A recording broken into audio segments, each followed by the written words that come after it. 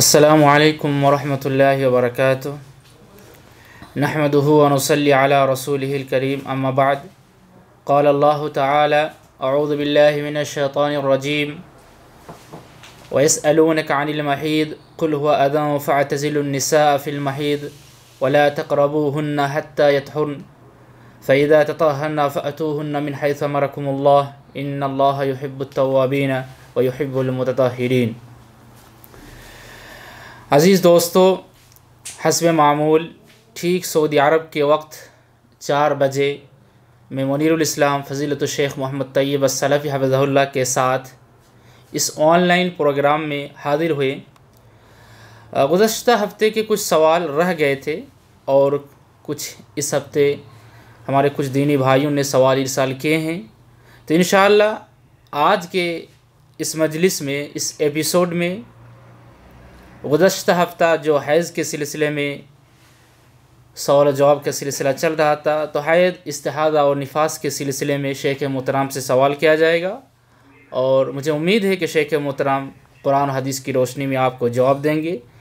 لیکن آپ سے امید ہے اور آپ سے اپیل بھی ہے کہ اس پروگرام کو آپ سنیں اور دوسرے بھائیوں تک آپ اس کو زیادہ سے زیادہ شیئر کریں، تاکہ یہ جو دعوتی کام ہے دنیا کے کونے کونے میں پہنچ جائیں۔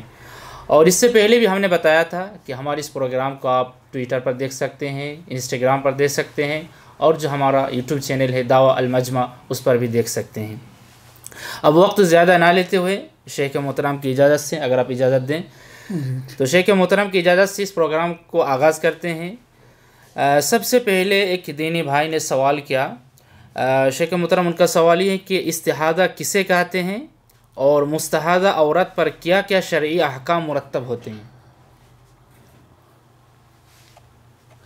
الحمدللہ رب العالمین وصلی اللہ وسلم وبارک علی نبینا محمد وعلی آلہ واصحابہ اجمعین ومن تبعہم بإحسان الی یوم الدین وبعد۔ معزز سامعین و مشاہدین، استحاضہ کسے کہتے ہیں، سوال یہ ہے، یا بلفظ دیگر کہہ سکتے ہیں استحاضہ کی تعریف کیا ہے؟ جی استحاضہ کہتے ہیں کہ اس خون کو کہتے ہیں، یا استحاضہ عورتوں کی مخصوص جگہوں سے، عورتوں کی مخصوص جگہ سے حیض کے علاوہ کسی بیماری کی وجہ سے جو خون نکلے اس کو استحاضہ کہتے ہیں۔ خواتین حضرات بغور سن لیں، اور مرد حضرات بھی، کہ استحاضہ عورتوں کی مخصوص جگہ سے حیض کے علاوہ بیماری کی وجہ سے خون نکلنے کو استحاضہ کہتے ہیں۔ جی جیسا کہ نبی کریم صلی اللہ علیہ وسلم نے ایک صحابیہ حضرت فاطمہ بنت ابی حبیش رضی اللہ عنہ کے پوچھنے پر نبی علیہ السلام نے فرمایا کہ انما ذالک عرق ولیس بحیضہ۔ آپ صلی اللہ علیہ وسلم نے ارشاد فرمایا کہ استحاضہ جو ہے، یہ خون جو ہے رگ سے آتا ہے، نہ کہ رحم سے۔ استحاضہ کا جو خون ہے رگ سے آتا ہے، رحم سے نہیں آتا ہے۔ ولیس بحیضہ، اور یہ حیض کا خون نہیں، اس لیے کہ حیض کا جو خون ہوتا ہے یا نفاس کا جو خون ہوتا ہے وہ رحم سے آتا ہے، عورت کے رحم سے نکلتا ہے۔ لیکن استحاضہ کا جو خون ہے وہ عورت کے رحم سے نہیں، بلکہ اس کی مخصوص جگہ سے اور رگ کی وجہ سے نکلتا ہے، رگ سے نکلتا ہے۔ رگ سے جو مسلسل بہنے والا جو خون ہوتا ہے اس کو استحاضہ کہتے ہیں۔ یہ ایک بیماری ہے، اور حیض میں نے بتلایا تھا گزشتہ مجلس میں کہ حیض کا جو خون ہے وہ بیماری کی وجہ سے نہیں آتا ہے، بلکہ ہر بالغہ عورت کو ہر مہینہ وہ خون نکلتا ہے، آتا ہے، اس کو حیض کہتے ہیں، اور وہ فطرتی طور پر اور بلا کسی بیماری سے وہ خون آتا ہے۔ لیکن استحاضہ کا جو خون ہے وہ بیماری کی وجہ سے آتا ہے، اور رگ سے آتا ہے، اور عورت کے رحم سے وہ نہیں نکلتا ہے۔ تو اس لیے استحاضہ کی یہ تعریف ہے۔ اور اس میں دوسرا شق کیا ہے؟ مستحاضہ عورت پر کیا کیا شرعی احکام مرتب ہوتے ہیں؟ جی، دوسرا حصہ اس سوال کا جو پوچھا گیا ہے وہ یہ ہے کہ استحاضہ والی جو عورت ہے، یعنی مستحاضہ کا مطلب یعنی استحاضہ والی عورت، جی اس پر کیا شرعی احکام مرتب ہوتے ہیں؟ تو ظاہر سی بات ہے کہ جب استحاضہ جو والی عورت جو ہے وہ در حقیقت بالکل پاک و صاف رہنے والی عورت کی طرح سے، بالکل پاک و صاف عورت کی طرح سے، عورتوں کی طرح سے پاک و صاف جو عورت ہوتی ہے بالکل اسی طرح سے مستحاضہ بھی ہے، یعنی استحاضہ والی بھی عورت وہی ہے، اس کا حکم بھی پاک و صاف عورت کی طرف سے ہے۔ تھوڑا سا اس میں جو ہے نا اس میں کچھ فرق ہے، اور وہ فرق یہ ہے کہ اللہ کے نبی صلی اللہ علیہ وسلم نے مستحاضہ سے، استحاضہ والی جو عورت ہے اس سے نبی کریم صلی اللہ علیہ وسلم نے فرمایا کہ ثم توضئی لکل صلاۃ، اللہ کے نبی صلی اللہ علیہ وسلم نے فرمایا کہ مستحاضہ عورت سے، یعنی فاطمہ بنت ابی حبیش رضی اللہ تعالیٰ عنہ سے نے جب نبی کریم صلی اللہ علیہ وسلم سے سوال کیا تو آپ صلی اللہ علیہ وسلم نے فرمایا کہ وہ ہر نماز کے لیے نیا وضو کرے۔ ثم توضئی لکل صلاۃ، نبی علیہ السلام نے فرمایا کہ وہ ہر نماز کے لیے وضو کرے، یعنی معلوم یہ ہوا کہ جو مستحاضہ ہوگی، جو استحاضہ والی عورت ہے وہ ہر نماز کے لیے نیا وضو کرے گی، لیکن جو پاک و صاف رہنے والی عورت ہے وہ ایک ہی وضو سے کئی نماز پڑھ سکتی ہے۔ مثلا مغرب کی نماز کے لیے اس نے وضو کی اور عشاء تک اس کا وضو برقرار ہے تو اثر نو اس کو وضو کرنے کی ضرورت نہیں ہوتی، لیکن جو مستحاضہ ہے اس کا حکم بدل جائے گا۔ مستحاضہ کے لیے حکم ہے کہ وہ ہر نماز کے لیے نیا وضو کرے، ایک یہ فرق آ گیا۔ اور دوسرا فرق یہ ہے کہ اللہ کے نبی صلی اللہ علیہ وسلم نے مستحاضہ سے، استحاضہ والی عورت سے آپ نے فرمایا فغسلی عنک الدم، نبی علیہ السلام نے فرمایا کہ خون جو ہے نا اس کو دھو ڈالو، خون صاف کر لو، ثم صلی، پھر نماز پڑھو۔ تو یہ بھی حکم ہے، یعنی حکم تو مستحاضہ کا طہور والی یعنی پاک و صاف عورت ہی کی طرح سے، لیکن کچھ امور میں فرق ہے، جیسے کہ اللہ کے نبی صلی اللہ علیہ وسلم نے کہا ہر نماز کے لیے وہ نیا وضو کرے گی، اور اسی طرح اللہ کے نبی صلی اللہ علیہ وسلم نے فرمایا کہ وہ اپنا خون دھو لے گی، صاف کر لے گی، اور اسی طرح سے اللہ کے نبی صلی اللہ علیہ وسلم نے یہ بھی فرمایا کہ وہ اپنے مخصوص مقام پر یا مخصوص جگہ پر کپڑے کا ایک ٹکڑا رکھ لے گی یا روئی وغیرہ رکھ لے گی تاکہ خون اس میں جذب ہو جائے اور خون ٹپکنے نہ پائے یا کہہ لے کہ خون باہر نہ نکلے۔ تو اس لیے اللہ کے نبی صلی اللہ علیہ وسلم نے ان کو مستحاضہ کا حکم بھی وہی پاک عورت ہی کی طرف سے، لیکن کچھ امور میں فرق۔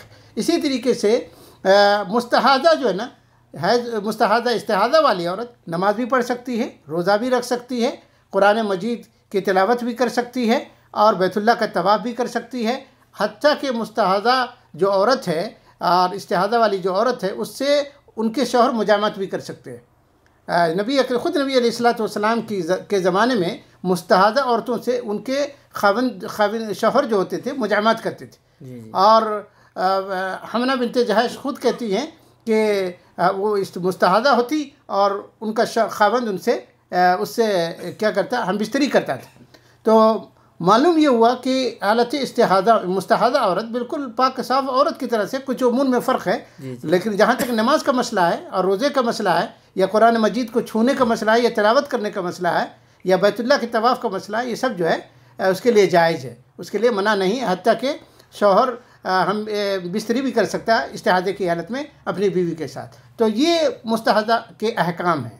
بنیادی طور پر ہمارے خواتین حضرات کو معلوم ہو جانا چاہیے کہ اس حالت میں وہ پاکی رہتی ہے، ہر نماز کے لیے وہ عصر نو وضو کرے گی، اور پھر اسی طریقے سے وہ نماز بھی پڑھ سکتی ہے، روزہ بھی رکھ سکتی ہے، یہ سارا کام قرآن مجید وغیرہ کی تلاوت بھی کر سکتی ہے۔ جزاک اللہ خیر شیخ محترم نے استحاضہ کسے کہتے ہیں اور مستحاضہ عورت پر کیا کیا شرعی احکام مرتب ہوتے ہیں بالکل کلیئر کے ساتھ اور صاف انداز میں بیان کر دیا۔ امید ہے کہ جو ہمارے دینی بہنیں ہیں وہ بغور سنیں اور اس پر عمل کریں۔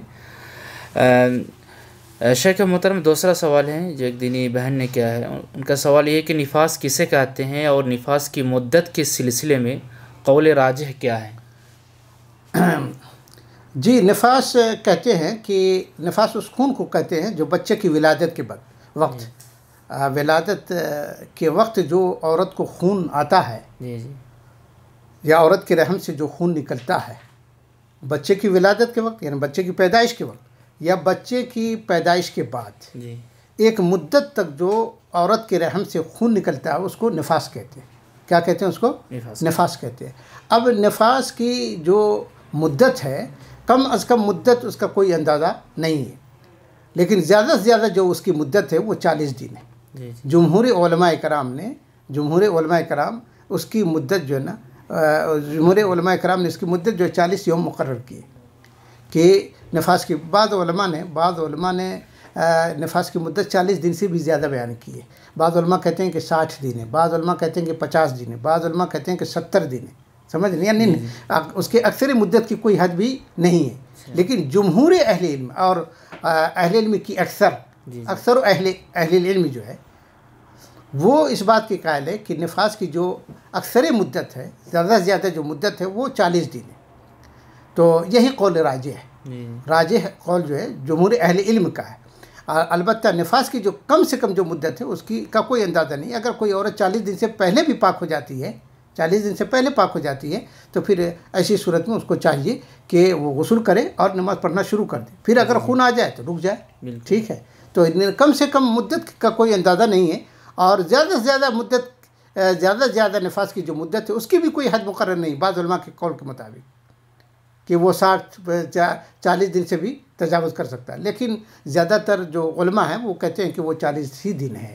اور ایک روایت ہے، بعض علماء نے کہا کہ وہ بعض علماء کہتے ہیں کہ وہ روایت ضعیف ہے. جیسے کہ وہ روایت ہے کہ کانت النفساء، غالباً سنن ترمذی ہے یا سنن ابی داؤد وغیرہ میں ہے کہ کانت النفساء علی عہد رسول اللہ صلی اللہ علیہ وسلم تجلس 40 یوماً، کہ نفاس والی جو خواتین ہیں، کانت النفساء، نفاس والی جو عورتیں تھیں، وہ نبی علیہ عہد رسالت میں رسول اللہ صلی اللہ علیہ وسلم کے زمانے میں 40 دن تک انتظار کرتی تھی، یا 40 دن تک مدت گزارتی تھی، بالکل یہ بیٹھتی تھی.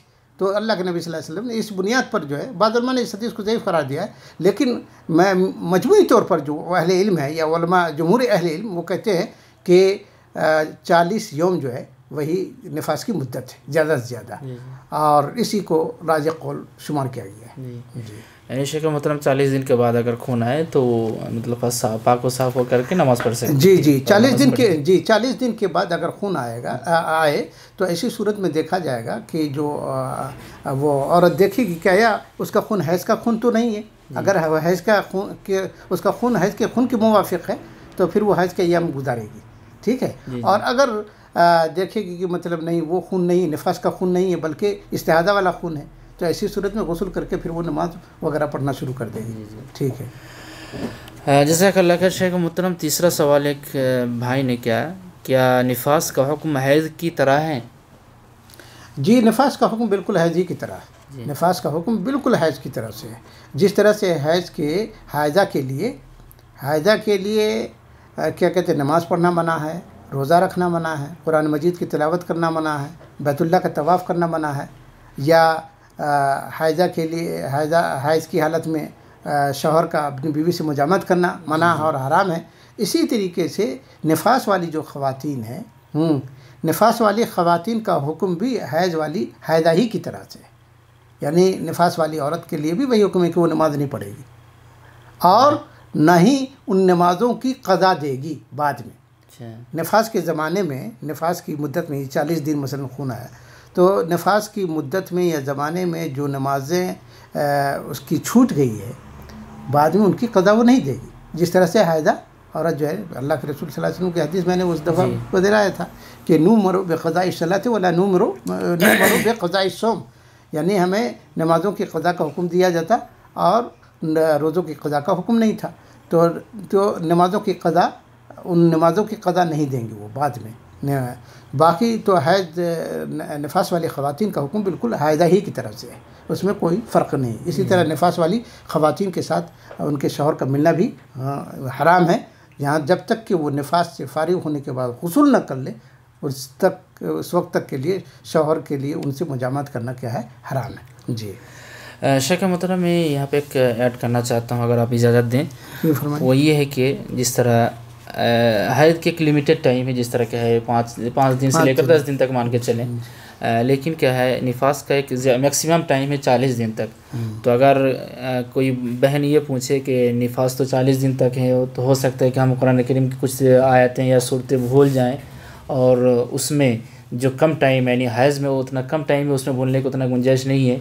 لیکن اگر اس میں یہ خوف ہے کہ ہم بھول جائیں تو کیا وہ تلاوت کر سکتی ہے؟ جی نیچے وہ سوال شاید آپ نے نہیں ہے کیا تو بتا دیں. اللہ کل حال اس میں یہ ہے کہ کیا سوال کیا شیخ؟ یعنی نفاس کی حالت میں قرآن مجید کی تلاوت کرنا کیسا ہے؟ اگر یہ سوچیں کہ ہم بھول جائیں، اگر نہ کریں تو کوئی مشکل نہیں ہے، لیکن 30 دن کے بعد 35 دن کے بعد اگر کیا ہے؟ جی ایسی صورت میں دیکھیے، مطلب اگر نفاس کی، جو آپ کا سوال بالکل معقول ہے کہ مطلب نفاس کی جو مدت ہے وہ 40 دن ہے، زیادہ سے زیادہ بعض خواتین کو اکثر و بیشتر یعنی 40 دن تک وہ خون آتا ہے، ان کے رحم، اس کے خواتین کے رحم سے نکلتا رہتا ہے، تو مدت طویل ہو جاتی ہے۔ تو ایسی صورت میں خواتین کے لیے قرآن کا بھول جانا بالکل عین ممکن ہے۔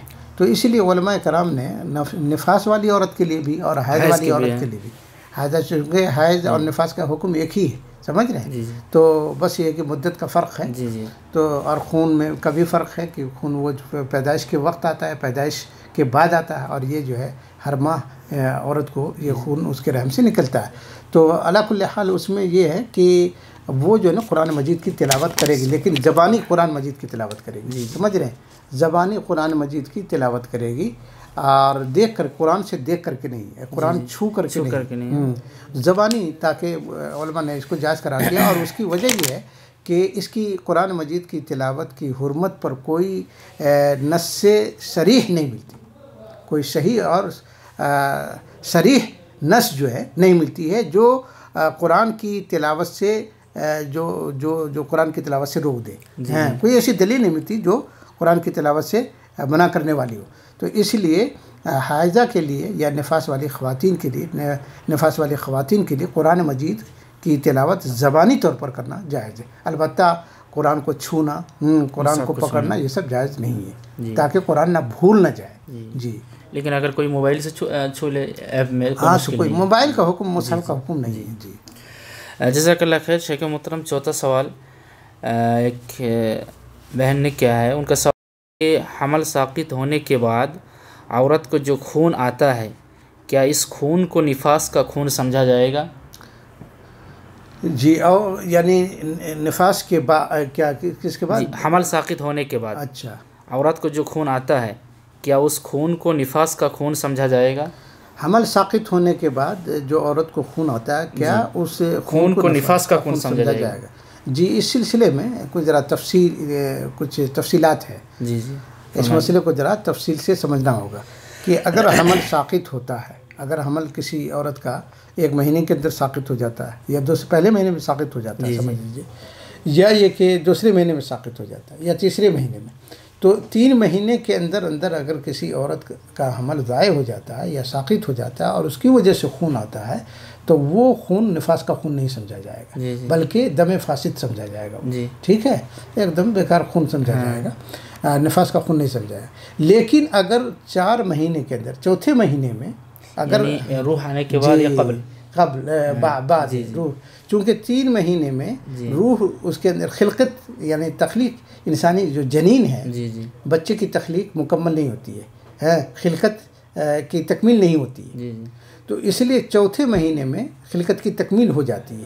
تو خلقت کی تکمیل کے بعد اگر کسی عورت کا حمل ساقط ہوتا ہے، تو ایسی صورت میں پھر وہ خون جو اس سے خون نکلتا ہے، اس کے ساقط ہونے کے بعد، چوتھے مہینے میں حمل ساقط ہونے کے بعد جو خون نکلے گا، تو وہ خون نفاس کا خون سمجھا جائے گا۔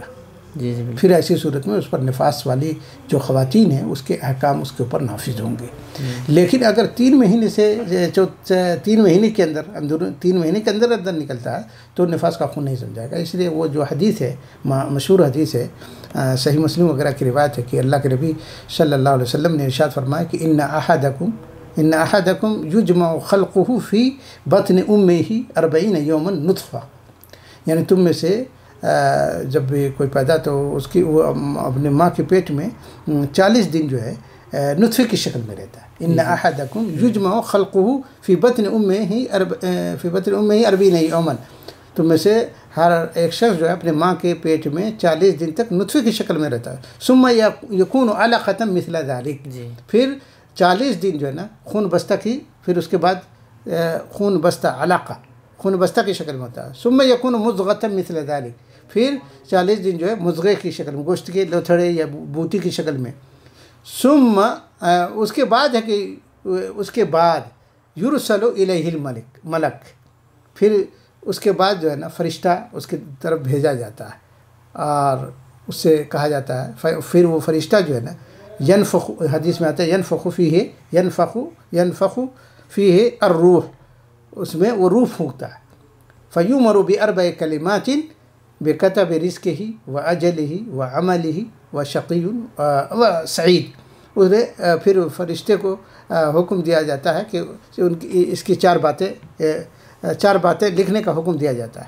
بکتب کہ اس کی روزی لکھی، بکتب رزق ہی اس کی روزی لکھ لی جائے، واجل ہی مدت حیات کب تک جیے گا، یعنی موت کب ہوگی اس کو موت کب آئے گی وہ بھی لکھ لو، وعمل ہی اس کا عمل لکھ لو، اور پھر یہ بھی لکھ لو کہ وہ نیک بخت ہوگا یا بدبخت. تو اس حدیث سے یہ معلوم ہوتا ہے کہ 3 مہینے سے پہلے تخلیق یعنی جنین کی تخلیق مکمل نہیں ہوتی ہے. ہاں، اور پھر اس کے بعد روح بھی نہیں اس کے اندر ڈالی جاتی ہے. چوتھے مہینے میں یعنی 30 دن 60 دن 90 دن تک ایسے ہی ہے وہ. ہاں، 90 دن کے بعد جو ہے نا روح پھونکی جاتی ہے، اس کی خلقت مکمل ہوتی ہے. تو پھر اگر اس کے بعد ساقط ہوتا ہے نا، چوتھے مہینے میں ساقط ہو جائے، 5ویں میں تو پھر وہ نفاس کا خون سمجھا جائے گا. اس سے پہلے اگر ہو تو نفاس کا خون نہیں سمجھا جائے گا بلکہ دم فاسد سمجھا جائے گا. میرے خیال میں یہی بات. جی، جزاک اللہ خیر. شیخ محترم نے ایک دقیق مسئلہ پر روشنی ڈالی، اور امید ہے کہ جو ہماری دینی بہن نے جو جہاں تک آواز پہنچی یا جس نے بھی سنا سمجھ گئی ہوں گے آپ کہ کب اس کو مطلب جو حمل کا خون یا دم فاسد سمجھا جائے، نفاس کا خون یا دم فاسد کب سمجھا جائے گا. جزاک اللہ خیر. شیخ محترم ایک 5واں سوال ہے جو ایک بھائی نے کیا ہے. ان کا سوال یہ ہے کہ اگر کسی عورت کو نماز کا وقت شروع ہونے کے بعد، سوال ذرا لمبا ہے، اگر کسی عورت کو نماز کا وقت شروع ہونے کے بعد حیض کا خون آ جائے اور اس نے اس وقت کی نماز ادا نہیں کی ہے، یا کوئی عورت نماز کا وقت ختم ہونے سے پہلے حیض و نفاس سے پاک ہو جائے تو اس کے لیے شرعاً کیا حکم ہے؟ جی، بہت اچھا سوال ہے، اور عام طور سے یہ پیش بھی آتا ہے. مطلب ایک عورت ہے، مثال کے طور پر ظہر کی نماز کا وقت شروع ہو گیا، مثال کے طور پر ظہر کی نماز کا وقت داخل ہو گیا. ہاں، اب اس کے مطلب داخل ہونے کے بعد مطلب اس کو حیض کا خون آتا ہے. یعنی ایک داخل ہو، مثال کے طور پر ظہر کی نماز کا وقت شروع ہوتا ہے ابھی 11 کے سمجھ لے کیا بجے 11:50 پہ اذان ہوتی ہے نا، تو گویا کہ ظہر کی نماز کا وقت شروع ہو گیا. اب اس کو 11:10 پہ یا 11 یعنی 12 بجے مثال کے طور پر 12 بجے اس کو خون آتا ہے.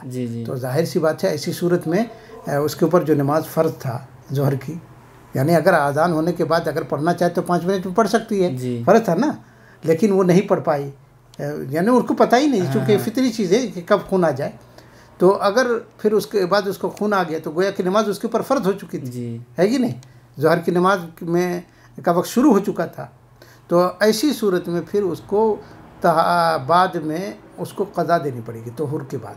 یعنی حالت حیض میں جو نمازیں چھوٹ جاتی ہے تو اس میں تو قضا نہیں دیں گے، لیکن چونکہ یہ پاک تھی اور وقت شروع تھا، وقت شروع ہو گیا، پھر اس کے بعد اس کو حیض آیا، تو ایسی صورت میں اس کو جب وہ پاک ہو جائیں گی غسل کرنے کے بعد، چھٹی ہوئی نماز، وہ ظہر کی نماز مثال کے طور پر جو نماز چھوٹ گئی ہے، چاہے عصر کی ہو یا ظہر کی یا مغرب کی کوئی بھی ہو، تو اس کو کی قضا دے گی وہ. ٹھیک ہے، چھوٹی ہوئی نماز کی قضا دے گی. اسی طرح سے دوسرا مسئلہ کیا تھا؟